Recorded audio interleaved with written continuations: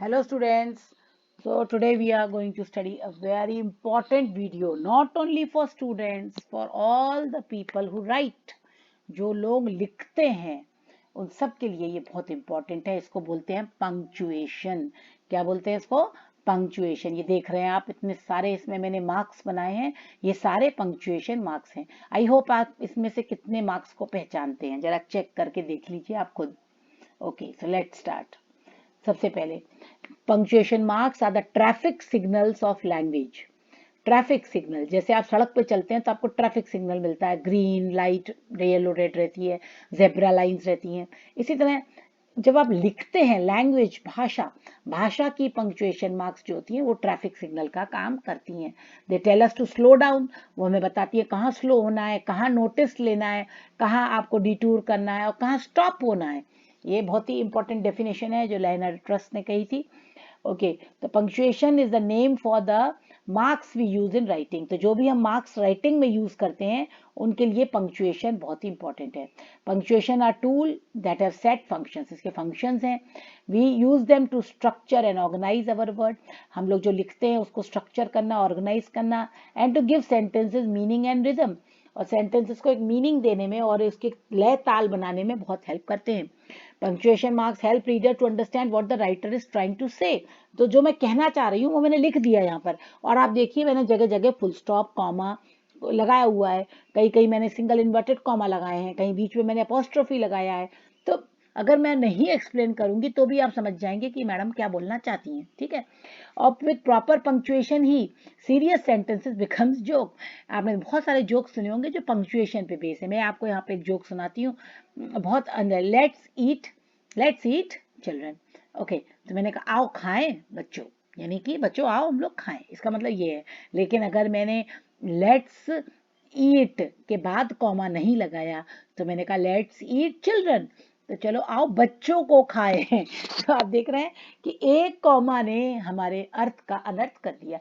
तो बच्चों, आपकी लैंग्वेज जो आप लिख रहे हैं कहीं वो जोक ना बन जाए, कहीं मजाक ना बन जाए, इसलिए इसको सीखना है। कहीं कोई मिसअंडरस्टैंडिंग फ्लरिश ना हो जाए, कोई कंफ्यूजन ना हो जाए, इसलिए writing should be very perfect. और ये पंक्चुएशन मार्क्स बहुत इंपॉर्टेंट है। और ये वीडियो मेरे दिमाग में अभी तक नहीं था कि मैं इसको बनाऊं, लेकिन जब मेरे को पता लगा कि आपके एग्जाम्स ऑनलाइन होने वाले हैं और राइटिंग भी आ सकती है, तो मैंने सोचा कि ये वीडियो बहुत इंपॉर्टेंट हो गया है अब। क्योंकि अगर बच्चों ने फुल स्टॉप कॉमा नहीं लगाए तो जो पढ़ने वाला एग्जामिनर है वो शायद आपके मीनिंग को नहीं समझ पाएगा बच्चों। इसलिए ये बहुत इंपॉर्टेंट वीडियो है, इसको बहुत ध्यान से देखिए और इसको नोट भी करिए। ओके, तो बहुत इंपॉर्टेंट इंपॉर्टेंट जो हमारे पंक्चुएशन है उन्हीं को मैंने लिया है, सारों को मैं नहीं लेना चाहती हूँ। तो कॉमा सबसे इंपॉर्टेंट कॉमा है। कॉमा आपको पता है कैसे लगता है, आप इसमें देख सकते हैं कॉमा कैसे लगता है। सबको कॉमा लगाना आना चाहिए, एक छोटी सी बिंदी और उसके नीचे ऐसे कॉमा बन जाता है। फुल स्टॉप सबको पता है, फुल स्टॉप, एक्सक्लेमेशन मार्क एक लाइन और पीछे बिंदी होती है, क्वेश्चन मार्क सबको पता है। बच्चों अगर क्वेश्चन मार्क लगा है तो आप तुरंत समझ जाएंगे क्वेश्चन है। सेमी कोलन, सेमी कोलन एक बिंदी होती है और उसके नीचे एक कॉमा रहता है, ये सेमी कोलन होता है। बहुत से बच्चों को इसके बारे में पता नहीं है, बच्चों को क्या बड़े लोगों को भी नहीं पता है। कोलन, कोलन में केवल दो बिंदी होती हैं, एक के नीचे एक। एपोस्ट्रोफी, एपोस्ट्रोफी जो संबंध कारक बताता है कि इस चीज का संबंध लिखे हुए व्यक्ति से है, तो एपोस्ट्रोफी। कोटेशन मार्क जो कोटेशन होती है, सिंगल भी होता है, ये डबल भी होता है। हाइफन एक सिंगल लाइन। ब्रैकेट, ब्रैकेट आपको पता ही है, आप बहुत ब्रैकेट्स लगाते हैं मैथ्स में, बोर्ड मैथ्स में ब्रैकेट्स का बहुत महत्व है। और स्लैश, ये आपकी रीऑर्डरिंग ऑफ सेंटेंसेस में स्लैश आता है बच्चों। तो okay, when speaking aloud you punctuate constant। जब आप बोलते हैं कोई चीज को तो आप जगह जगह रुकते हैं, आपकी बॉडी लैंग्वेज हो जाती है ना ऐसे। जैसे मैं अभी बोल रही हूँ तो आप देख रहे हैं कहीं मेरी आवाज ऊपर जा रही है, कहीं मेरी आवाज नीचे जा रही है, कहीं मैं रुक रही हूँ, कहीं मैं सांस ले रही हूँ, है ना। तो जो आप ये इससे समझ जा रहे हैं कि मैं क्या बोल रही हूँ। लेकिन जब आप your listener hears comma, dashes, question mark, exclamation point, quotation mark, as you shout, whisper, pause, wave your arms, rolls your eye, wrinkle your brow। तो जब आप कोई चीज को, जब आप स्पीच देते हैं, है ना, जब आप मोदी जी को सुनते हैं तो आप देखते हैं उनके हाथ भी मूवमेंट करते हैं, उनके बॉडी की लैंग्वेज भी होती है, उनकी आईब्रोज कहीं ऊपर होती हैं, कहीं वॉइस इंटोनेशन ऊपर जाता है, तो आप समझ जाते हैं कि वो क्या कहना चाह रहे हैं। लेकिन जब वो लिख के कोई चीज आपके सामने आ रही है तो पंक्चुएशन ही हमारी बॉडी का रोल अदा करती हैं। तो पंक्चुएशन बताएगी कि हम कहाँ ऊपर जाना चाहते हैं, कहाँ हमारी आईब्रोज रिंकल हो रही हैं, कहीं हम वहाँ अपना हाथ हिला रहे हैं। जैसे मैं अभी ये पढ़ रही हूँ तो आपको समझ में आ रहा होगा कि मैम क्या कह रही है। It help readers to hear the way you want to be heard, और आप रीडर को कैसे अपने आप को सुनाना चाहते हैं वो वैसे सुनता है बच्चों। तो ये बहुत बहुत इंपॉर्टेंट चीज है पंक्चुएशन। ठीक है, आगे हम बढ़ते हैं। ये देखो, अब ब्रिटिश और अमेरिकन इंग्लिश में थोड़ा थोड़ा अंतर है। इस वीडियो को मैं इस टॉपिक को नहीं भी लेती तो चल जाता, लेकिन मैंने इसलिए लिया क्योंकि आजकल हम लोग इंटरनेट का बहुत यूज कर रहे हैं, और इंटरनेट पे हमको किसी जगह फुल स्टॉप की जगह पीरियड लिखा दिखाई देगा, तो आप समझ जाइए कि अमेरिकन इंग्लिश में फुल स्टॉप को पीरियड कहते हैं। और वैसे भी आपको ये एक जनरल नॉलेज है, आपको होना चाहिए। एक्सक्लेमेशन मार्क, इसको एक्सक्लेमेशन पॉइंट बोलते हैं अमेरिकन इंग्लिश में, हम लोग ब्रिटिश इंग्लिश फॉलो करते हैं। ठीक है, ब्रैकेट्स को पैरेंथेसिस बोलते हैं। तो पैरेंथेसिस को सोच के आप ये मत सोचिए कि पैरेंथेसिस क्या है, पैरेंथेसिस भी ब्रैकेट ही है। स्क्वायर ब्रैकेट को ब्रैकेट्स बोलते हैं वो लोग, वहां जो केवल स्क्वायर ब्रैकेट है उन्हीं को ब्रैकेट बोला जाता है अमेरिकन इंग्लिश में।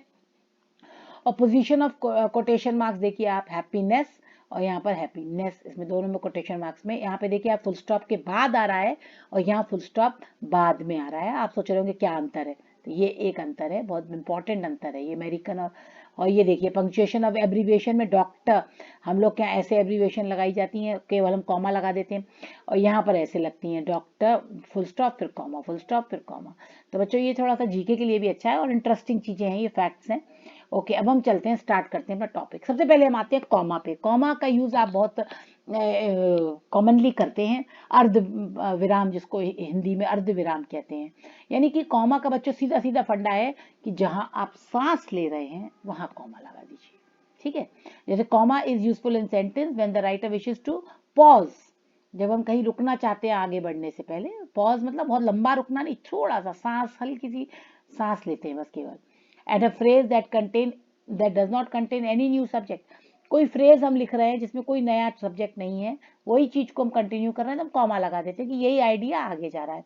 सेपरेट आइटम इन लिस्ट, जैसे हमने बहुत सारे आइटम्स है लिस्ट में, तो उसको हम अलग अलग करने के लिए कॉमा का यूज करते हैं। Use more than one adjective, ये बच्चों ये बहुत इंपॉर्टेंट है, जब एक से ज्यादा हम एडजेक्टिव करते हैं तो हम इसको यूज करते हैं। एग्जाम्पल्स में हम इसको और समझ लेते हैं, जैसे फ्रेज और clause between the comma give us more information behind the action of the boy, the subject of the sentence. यानी कि अगर हम कोई उसके आगे लगा द बॉय, देखो बॉय ये लड़का, तो हम इसी लड़के की बात कर रहे हैं ना, इसके आगे हम फ्रेज लगा रहे हैं, तो ये बॉय जो लड़का है, he knew his that his mother was about to arrive, comma, ran quickly towards the opening door। तो आप देख रहे हैं कि हम इसी लड़के के बारे में और इन्फॉर्मेशन आपको दे रहे हैं, तो इसमें कोई नई इन्फॉर्मेशन नहीं दे रहे हैं, तो हम कॉमा लगा लगा के आपको इन्फॉर्मेशन दे रहे हैं। तो इस टाइप के लॉन्ग सेंटेंसेस में आप कॉमा का यूज करिए। The boy who knew that his mother was about to arrive, comma, ran quickly towards opening door, full stop। ठीक, सेंटेंस खत्म हो गया, आइडिया खत्म हो गया, फुल स्टॉप लगा दिया। The shopping trolley was loaded high with bottles of beer, beer देख रहे हैं आप, देखिए आप बहुत सारी चीजें हैं, बहुत सारी लिस्ट ऑफ आइटम है, तो हर एक के आगे कॉमा लगाते जाएंगे। Beer, fruit, vegetables, toilet rolls, cereals and cartons of milk. अब आप देखो एंड के पहले हमने कॉमा नहीं लगाना है, ये याद रखना है हमको कि एंड के पहले कॉमा नहीं लगाना। तो जब हम इसको पढ़ेंगे भी ना, तो हम हर एक पे पॉज लेंगे। Bottle of beer, fruit, vegetables, toilet roll, cereals and cartons of milk. देखा, तो पढ़ने में भी हमारा वही सेंस आता है। फिर एडजेक्टिव लगाने के लिए, the boy was happy, eager and full of anticipation at the start of his summer holiday. तो आप देख रहे हैं हैप्पी, क्योंकि दो एडजेक्टिव लगातार आ रहे हैं तो हमने उसके बीच में कॉमा लगा दिया। तो बच्चों कॉमा का समझ में आ गया ना कि हम पॉज लेते हैं, एक छोटा सा पॉज। अब आता है फुल स्टॉप। फुल स्टॉप तो आपको मालूम है कि एंड ऑफ द सेंटेंस पे, आपको जब आपकी बात खत्म हो गई वो सेंटेंस की, तो आप सीधे सीधे फुल स्टॉप लगा दीजिए। फुल स्टॉप बहुत इंपॉर्टेंट होता है, अगर आप फुल स्टॉप नहीं लगाएंगे तो सेंटेंस को कंटिन्यूएशन में माना जाएगा। Full stop, that point has been made and that you are about to move on to further explanation or a related point। यानी आप कोई फर्दर एक्सप्लेनेशन या कोई और रिलेटेड पॉइंट पे आगे जाना चाहते हैं तो आप फुल स्टॉप लगाइए। जैसे आपने series of 3 full stop, ellipsis बोलते हैं इसको, can be used to indicate where a section of quotation has been omitted when it is not relevant to the text. कई बार आप पढ़ते हैं बच्चों, ये जब आप कहीं रीडिंग करते हैं तो आप देखते हैं the boy was happy dot dot dot, ये 3 डॉट लगे मिलते हैं आपको, इसको बोलते हैं हम लोग इलिप्सिस। इलिप्सिस मतलब होता है कि जो उसके आगे लिखा है वो इंपॉर्टेंट नहीं है, इसलिए राइटर ने उस चीज को गायब कर दिया है। आप अंडरस्टूड है, ये समझ जाइए। At the start of his summer holiday. तो कई बार हम जो स्टोरी राइटिंग करते हैं उसमें भी हम ऐसे पाते हैं इन चीजों को। A single full stop may be used to abbreviations। कई बार abbreviations के लिए भी सिंगल फुल स्टॉप होता है, जैसे टेलीफोन नंबर, तो टेल डॉट यानी full stop number, September full stop, PP pages, तो इसके लिए भी हम फुल स्टॉप का यूज करते हैं। ओके बच्चों, नेक्स्ट चलते हैं हम अपने next topic, exclamation mark. Exclamation mark बहुत इंपॉर्टेंट है क्योंकि ये आपकी फीलिंग्स को बताते हैं। जब हम 6th क्लास में ही आपको शुरू में ही टाइप्स ऑफ सेंटेंसेस बताते हैं तो उसमें आपको एक्सक्लेमेटरी सेंटेंसेस भी आते हैं जो अविस्मय बोधक वाक्य होते हैं, जो आपको विस्मय, कोई भी विस्मय हो सकता है, किसी गुस्से में, एंगर में, लव में, सरप्राइज में। तो जब भी आप हेल्प, है ना, आप अपनी फीलिंग को जब स्पोकन वर्ड में लाना चाहते हैं, जब अपनी भावनाओं को आप बताना चाह रहे हो स्टोरी राइटिंग में बच्चों, प्लीज प्लीज ये जरूर यूज करिए exclamation marks when you are writing. क्योंकि मैंने आपको बताया था स्टोरी राइटिंग, अगर आपने वीडियो देखा होगा तो मैंने उसमें बताया था कि आप वैरायटी ऑफ सेंटेंसेस को यूज करिए स्टोरी राइटिंग में। और जब आप वैरायटी ऑफ सेंटेंसेस यूज करेंगे तो आपको ये पंक्चुएशंस भी यूज करनी है, तभी तो आप बताएंगे कि आपने एक्सक्लेमेटरी सेंटेंस यूज किया है। हेल्प, आई लव यू, है ना, स्टॉप, पुलिस। तो इंस्ट्रक्शन देने के लिए भी, जैसे आप किसी को इंस्ट्रक्शन दे रहे हैं, स्टोरी में लिख रहे हैं ना, आई शाउटेड हेल्प हेल्प, तो आप अब स्टोरी में तो आप लिख रहे हैं, तो आप कैसे बताएंगे कि आप शाउट कर रहे हैं? तो आप हेल्प के आगे एक्सक्लेमेशन मार्क्स लगा दीजिए, उसको इन्वर्टेड कॉमा, डायलॉग को हमेशा इन्वर्टेड कॉमा में कर दीजिए और एक्सक्लेमेशन मार्क लगा दीजिए ह्यूमर बताने के लिए। हा हा हा ही लाफ्ड, हा हा हा ही लाफ्ड, तो उसने, ये उसका डायलॉग है, कोटेशन में तो आएगा, लेकिन संग में हर एक के बाद एक एक्सक्लेमेशन मार्क जो बताएगा कि he was very happy, sorry hurray, exclamation mark तुरंत लगाइए। तो means that you need do not need a full stop. Exclamation mark का मतलब होता है कि आपको फुल स्टॉप की जरूरत नहीं है ना। ये एक पुअर वे ऑफ एम्फसाइजिंग है, यानी जोर देने what you think are important points as your written assignment. The important of the point will emphasize itself without the sequence of dash dash dash in the text. Exclamation mark should only be used when absolutely necessary and when taken from a direct quote. लेकिन बेमतलब के इनको use करना नहीं चाहिए हमको। जहां full stop की जरूरत है वहां एक्सक्लेमेशन मार्क मत लगा देना, नहीं तो वो गलत हो जाएगा। ठीक है, एक्सक्लेमेशन मार्क्स कैसे आप यूज कर सकते हैं? कोटेशंस के बीच में कोई डायलॉग है, कोई सरप्राइजिंग डायलॉग है, कोई हैप्पी डायलॉग है, उसमें आप यूज कर सकते हैं। और इसको बहुत ध्यान से हमको फॉर्मल और सेमी फॉर्मल राइटिंग में यूज करना है। जैसे आप एप्लीकेशंस लिख रहे हैं या आप कोई फॉर्मल राइटिंग कर रहे हैं तो इसमें इसको अवॉइड ही करना चाहिए। ये स्टोरी राइटिंग में आप लिख सकते हैं, कोई आप डायरी राइटिंग कर रहे हैं उसमें लिख सकते हैं, लेकिन फॉर्मल लेटर में नहीं, इनफॉर्मल लेटर में यूज कर सकते हैं, फॉर्मल लेटर्स में नहीं यूज करना है। ओके बच्चों, तो ये इनफॉर्मल चीज है। Question mark very important. जब भी आप कोई राइटिंग करते हैं तो उसमें क्वेश्चन अगर आप पूछ रहे हैं तो क्वेश्चन मार्क जरूर लगाइए, क्योंकि इससे पढ़ने वाले को समझ में आ जाएगा कि यहाँ आप एक क्वेश्चन पूछ रहे हैं। जैसे मैंने आपको बताया था कि आर्टिकल राइटिंग जब आप एंड करते हैं तो एक क्वेश्चन से एंड करिए उसको, एक लोगों के दिमाग में एक क्वेश्चन छोड़ के जाइए कि सोचिए ऐसा नहीं हो रहा है, ऐसा होना चाहिए। तो ये यहाँ पे आप एक क्वेश्चन मार्क से एंड कर सकते हैं। ठीक है, तो ये आपको मालूम ही है। Are we at the end? Okay, note that the question mark also serve as a full stop। और यहाँ पे फुल स्टॉप लगाने की जरूरत नहीं है, जब क्वेश्चन मार्क लगा दिया तो फुल स्टॉप की जरूरत ही नहीं है, उसका मतलब ही यही है कि यहाँ पे क्वेश्चन है। Okay, semi colon.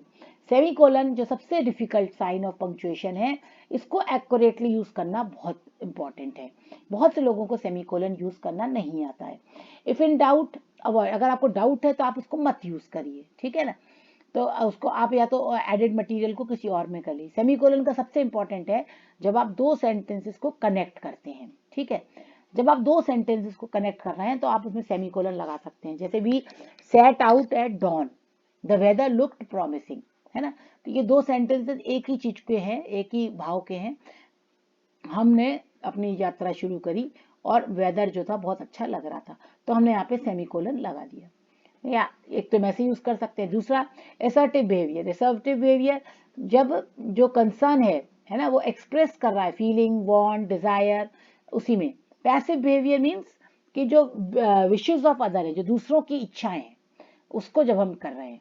जैसे the conference was attended by delegates from France, Paris, है ना। देखो पेरिस फ्रांस, तो पेरिस ऑफ फ्रांस हो गया। तो फ्रांस के बाद हमने लगा दिया पेरिस, टेक्सास, पेरिस और Texas, London UK, Stockholm Sweden, Colombia Sri Lanka and Mumbai India. इसके बाद नहीं लगाया क्योंकि खत्म हो गया है सेंटेंस, ठीक है।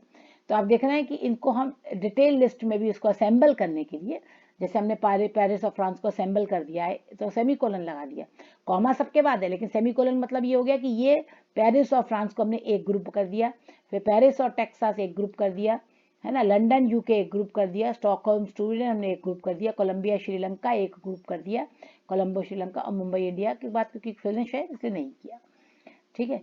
तो असर्टिव बिहेवियर के लिए तो सेमीकोलंस को बहुत सोच समझ के यूज करना है, और अगर आपको डाउट है तो इसको मत यूज करिए आप।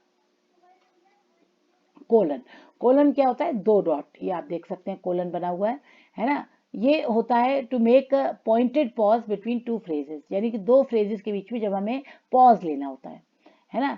जब हम लिस्टिंग, जब कोई चीज़ की लिस्ट कर रहे हैं, जैसे हमने कहा, जैसे कोई हम सामान लिख रहे हैं या कोई हम इस टाइप से कर रहे हैं, जैसे हमने कहा कि उसने ट्रॉली में ये सामान रखा, तो ट्रॉली में ये सामान रखा, जैसे हम कहते हैं ना कि ये हमारा मेन पॉइंट है, इसमें सब पॉइंट्स ये हैं, तो हम यहाँ पे कोलन लगा सकते हैं। जैसे उसने कहा she place the following items into the trolley, तो ट्रॉली के बाद लगा दिया कोलन, क्या क्या सामान रखा, 1 2 3 4 5 6 ये सब सामान रखा, ठीक है। और it can be use with heading और डिस्क्रिप्टिव टाइटल, जो बच्चे नोट मेकिंग और वो सब करते हैं उनको पता होगा ये, human resource department colon guideline for telephone advice, यानी कि पहले आपने एक मेन पॉइंट बनाया, उसकी सब पॉइंट्स बनाने से पहले आप कोलन का यूज कर सकते हैं, ठीक है बच्चों। फिर नेक्स्ट आता है एपोस्ट्रोफी। एपोस्ट्रोफी आपको मालूम ही है, बचपन से ही सिखा दिया जाता है इसको हिंदी में, का के की संबंध कारक, है ना। तो ये कारक कौन सा वाला है, संबंध कारक है, का के की। तो एपोस्ट्रोफी जो इन्वर्टेड कॉमा में आता है, मेनली आपको पता ही है, जो भी हम उसको लिखते हैं इन्वर्टेड कॉमा में आता है, ये पोजेशन को बताता है, काके की यानी संबंध बताता है कि ओनर का उससे क्या संबंध है। जैसे गर्ल्स हैट, लड़की की टोपी, तो लड़की की टोपी, तो गर्ल्स के एस के पहले आ गया गर्ल्स हैट, है ना। ये गर्ल्स सिंगुलर में है, अगर ये गर्ल्स प्लूरल में होती तो एस के बाद हम लगाते, है ना। This shows the reader that the hat belongs to the girl. अब देखो द गर्ल्स हैट, अब देखो यहाँ पर हो गया, मैंने अभी बताया आपको, द गर्ल्स हैट यानी कि गर्ल्स जो है वो प्लूरल में है, तो हमने गर्ल्स के बाद लगाया, ये लड़कियों की हैट, ठीक, okay. Another use of apostrophe into whether the letter is omitted, कई बार हम लेटर को ओमिट कर देते हैं यानी हटा देते हैं, जैसे विया, विया ये देख रहे हैं, ये हम लोग बहुत यूज करते हैं, आपको लिखा हुआ भी मिलता है, तो वी आर, इसका क्या है यूज, वी आर।